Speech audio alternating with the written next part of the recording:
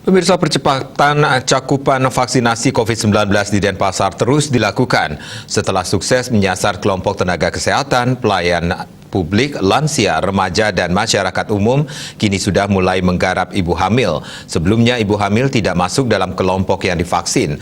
Namun sejalan dengan perkembangan yang ada, kini ibu hamil sudah bisa divaksin. Jubir Satgas Penanganan COVID-19 Kota Denpasar, Dewa Gede Rai, mengungkapkan vaksinasi yang menyasar ibu hamil sudah mulai dilakukan. Polanya sama dengan kelompok masyarakat lainnya, yakni datang langsung ke fasilitas pelayanan kesehatan yang tersebar di Denpasar. Dewa Rai mengungkapkan data terbaru untuk jumlah ibu hamil di Denpasar sebanyak 1.526 orang. Hingga saat ini sudah divaksinasi sebanyak 67 orang. Adapun 40 Fasiankes yang ada di Denpasar meliputi 11 puskesmas yang tersebar di 4 kecamatan dan sejumlah rumah sakit. Sasaran yang akan divaksinasi yakni ibu hamil dengan usia 14 hingga 33 minggu pada bulan Agustus 2021.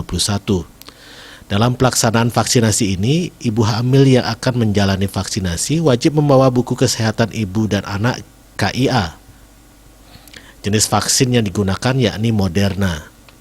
Sementara itu, total kumulatif pelaksanaan vaksinasi yakni dosis pertama sebanyak 676.557 orang, dosis kedua sebanyak 363.074 orang, dan dosis ketiga sebanyak 5.167 sasaran. Kumulatif pelayanan publik dosis pertama sebanyak 359.382 orang atau 490,7% dan dosis kedua 219.489 orang atau 299,7%.